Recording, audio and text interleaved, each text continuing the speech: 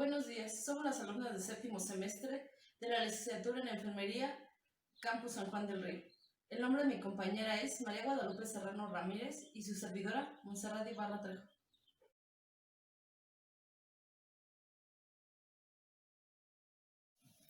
Para empezar, vamos a hacernos una pregunta. ¿Es una buena idea decirle a un enfermo de cáncer que abandone su tratamiento médico y que solo su apego y su fuerza de voluntad podrán curarlo? ¿O a un paciente diabético que deje su tratamiento con la insulina porque solo su apego y su convicción y su fuerza de voluntad podrán curarlo? Pues la respuesta es no, no es una buena idea. Ahora si nos dirigimos a alguien con alguna adicción, ya sea a sustancias o a algún comportamiento. Les vamos a presentar uno de los temas que hoy en día están de moda y que son cada vez más comunes, principalmente en países desarrollados, ya que en países o en estados con pobreza subsisten al día y no tienen estos los recursos necesarios para la obtención de los productos. Esta adicción de conducta no hace distinción de sexo y es conocida como adicción a las compras o, mejor dicho, oniomanía. Pero la esencia se mantiene como la falta de control frente al consumo y repetitiva que se convierte en la respuesta primaria a los acontecimientos o emociones negativas que se van volviendo muy difíciles de parar y finalmente resulta en consecuencias nocivas.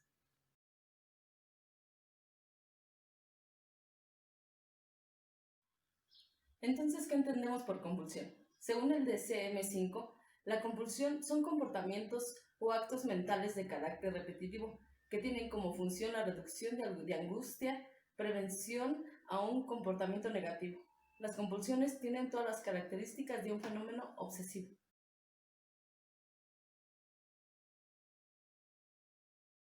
Los psiquiatras Emil Kraepelin y Eugene Brunner, a finales de 1800, pese a su estudio temprano, describieron por primera vez algunos de los rasgos distintivos de las personas de esta época, que padecieron este desorden de conducta, de las cuales se identificaron ansiedad, insatisfacción, falta de autocontrol y sentimiento de culpa.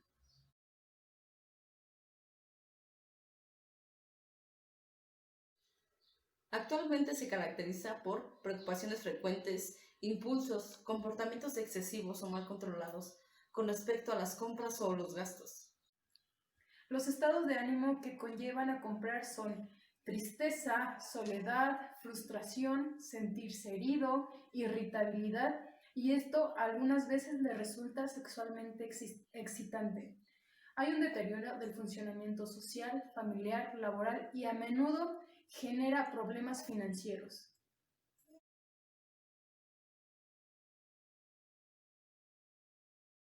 Los productos adquiridos más comunes son ropa, calzado, CDs, joyas, cosméticos y algunos artículos coleccionables o también antigüedades. Y muchos de los casos los resultados de la adquisición son regalar el artículo, no lo desenvuelve o lo mantiene en su empaque, lo devuelve, lo almacena o lo tira.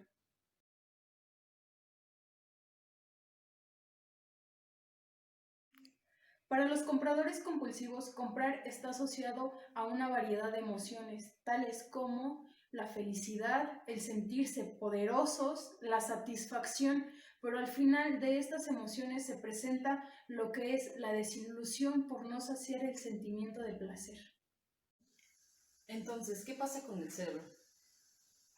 Las personas con esta clase de adicción presentan un trastorno obsesivo-compulsivo, además de una baja flexibilidad cognitiva, lo cual implica que son incapaces de cambiar la conducta o cambiar de actividad que reemplace la deseada y sus metas personales limitadas e inflexibles.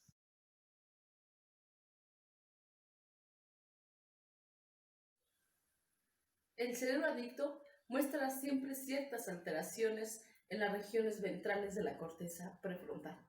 La corteza prefrontal es una región del cerebro que constituye aproximadamente el 30% de la corteza cerebral. Esta estructura se localiza en la región frontal del cerebro, es decir, en la zona que se ubica enfrente y que constituye una parte anterior de los óvulos frontales del cerebro. Esta resulta una región básica para el desarrollo del comportamiento de la personalidad. tiene como relación el significado de las emociones y la incapacidad del control.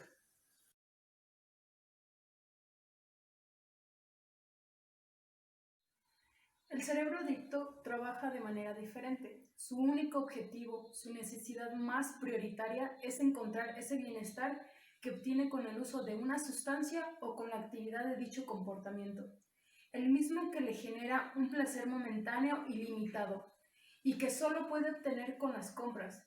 Poco a poco, ese estimulante externo sustituye a las recompensas naturales del propio organismo y el cerebro necesita cada vez más.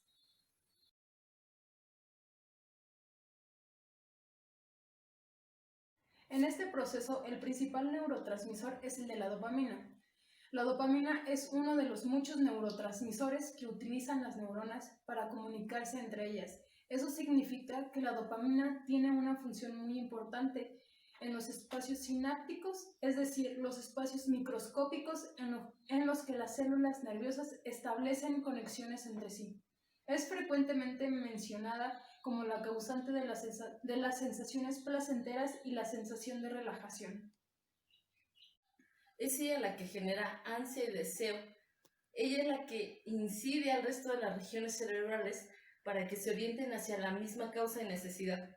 Esto quiere decir que cada vez que el circuito de recompensa se activa a raíz de una experiencia que cause placer, una ráfaga de dopamina envía la señal que se ha producido un estímulo y es necesario recordarlo y creando cambios en la conectividad de las neuronas que hacen más fácil repetir la actividad una y otra vez sin pensar en ella y en lo que conlleva. Es importante mencionar que ante un comportamiento adictivo, como lo son las compras, el cerebro libera de 100 a 200 nanogramos por gramo de peso de tejido cerebral, según el médico cirujano y doctor en neurociencia de la UNAM, Eduardo Calixto. Y esto en una sola compra. Entonces, entre más dopamina, menos inteligencia, más violento, esto igual a más placer por repetir las conductas adictivas y nocivas. Hablando de otra estructura del cerebro está el cuerpo estriado, también conocido como núcleo estriado. Se trata de un conjunto de estructuras localizadas a nivel subcortical que a su vez forma parte de los ganglios basales. Estos están implicados en la regulación de los movimientos intencionales y de los automáticos, así como en el aprendizaje procedimental, en el refuerzo y en la planificación. Esta estructura es la primera que se pone en marcha y en el que recluta a estructuras como el mesencéfalo y la corteza orbitofrontal. Todo el cerebro entiende que esa sustancia, esa conducta es prioritaria y se focaliza en ese único objetivo. El córtex prefrontal antes mencionado es uno de los más afectados. En él se producen también cambios drásticos como efecto de las adicciones. Se alteran nuestras emociones y su regulación, así como nuestros procesos cognitivos. Cuesta focalizar la atención, razonar con claridad, controlar la propia conducta y tomar decisiones.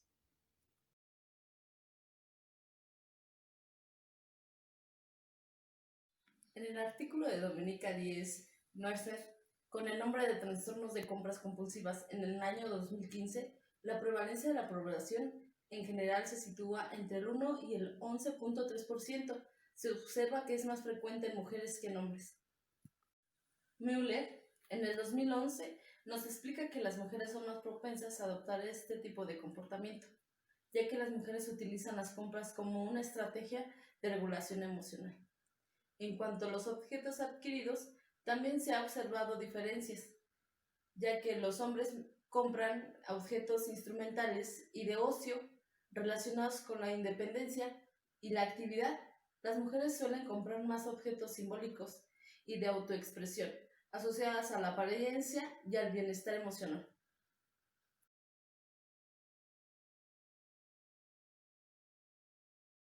Etiología Abuyou 2014 nos dice que la causa de la compra compulsiva es desconocida, pero se plantea que factores psicológicos, biológicos y sociales contribuyen a su desarrollo y mantenimiento. En referencia a los factores psicológicos que más sobresalen, la mayoría de teorías coinciden en la función de la compra como una estrategia para mejorar el estado de ánimo y la baja autoestima. Otero López y Villadelfranco 2014 nos menciona que influye la utilización de estrategias de evitación de los problemas. También existen pruebas de que la compra compulsiva se relaciona con aprendizajes de este tipo de conducta en el ambiente familiar. Algunos estudios sugieren un clustering de compra compulsiva en la familia y esta tiene una prevalencia del 9.5% entre familiares de primer grado, aunque dicha asociación también podría ser explicada en la unidad familiar. Por último, debido a que la compra compulsiva ocurre principalmente en países consumistas, se ha propuesto que determinados factores sociales y culturales pueden ser la causa de promover este trastorno. Entre ellos se encuentra la presencia de una economía del mercado, la gran cantidad de productos disponibles, el crédito fácilmente obtenible y el tiempo libre, al igual que las otras adicciones de consumo de sustancias.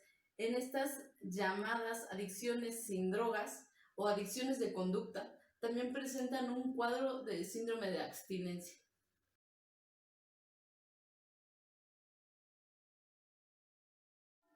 En este caso se van a presentar signos y síntomas como lo que son la agitación o tensión, ataques de pánico, taquicardia, hiperventilación, diaforesis e insomnio. Entre otros factores de riesgo están los psicológicos, que son baja autoestima, inseguridad, aislamiento, miedo y sentimientos de desconfianza.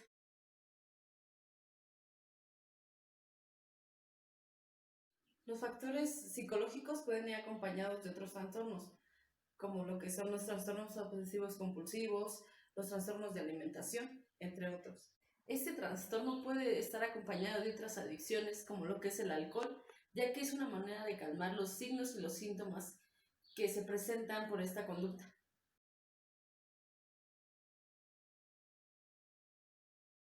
Los factores de riesgo son los sociales, como el desapego escolar, los problemas familiares, la influencia publicitaria y también los biológicos, en este caso la genética. Nuestros factores de protección es una adecuada autoestima, la seguridad, la tolerancia a la frustración y la familia en armonía.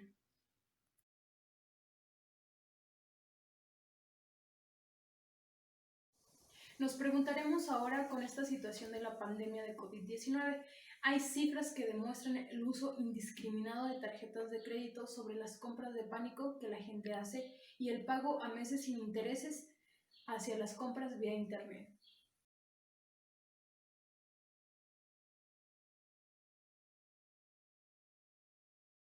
En base a las características ya mencionadas del trastorno de conducta hacia las compras, nos ha llevado a realizar una valoración de enfermería física y psicológica con base a los patrones funcionales de Marjorie Gordon. Con esto se logró identificar el diagnóstico propio de la NANDA en el dominio 1, promoción a la salud.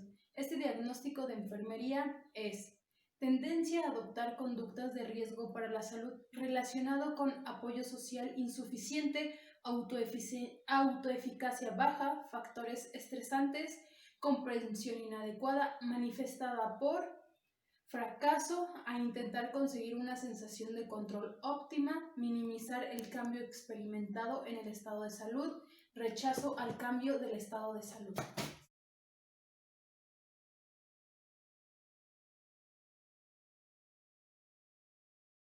De acuerdo con el diagnóstico, se obtuvieron intervenciones que apoyan en el proceso de mejoramiento de la salud emocional. Las intervenciones de enfermería se determinarán la motivación del paciente para un cambio de conducta. Por ejemplo, no decirle qué comportamiento tiene, si es bueno o malo. Mejor te conviene dejar la adicción por esto y esto. Y si tú dejas la adicción, vas a mejorar esto. También será fomentar la situación de hábitos indeseados por los deseados. Está comprobado que el cerebro tarda aproximadamente de 28 a 30 días a tener conexiones nuevas, las cuales generan neuronas que fortalecen los comportamientos en la corteza prefrontal y con ello tener nuevas conductas. Presentar al paciente personas que hayan superado con éxito las mismas experiencias. Evitar mostrar rechazo o quitar importancia a sus esfuerzos que el paciente ha mejorado o que han cambiado su conducta. También es importante que el paciente ha sufrido daño emocional, será tener una recompensa por lo logrado y él tendrá satisfacción emocional. ¿Y ya? Debemos animar al paciente a que examine su propia conducta. También identificar el problema del paciente en términos de conducta para poder corregir aquellas conductas indeseables y trabajar en ellas. Se debe desarrollar un programa de cambio de conducta, mantener una terapia cognitivo-conductual que se forma en base a repeticiones para que él termine adaptando sus comportamientos. Se debe de establecer un suceso guía de la conducta antes de iniciar un cambio y facilitar la implicación de otros profesionales sanitarios en el proceso de modificación según corresponda. Es así como concluimos esta presentación. Les agradecemos su atención.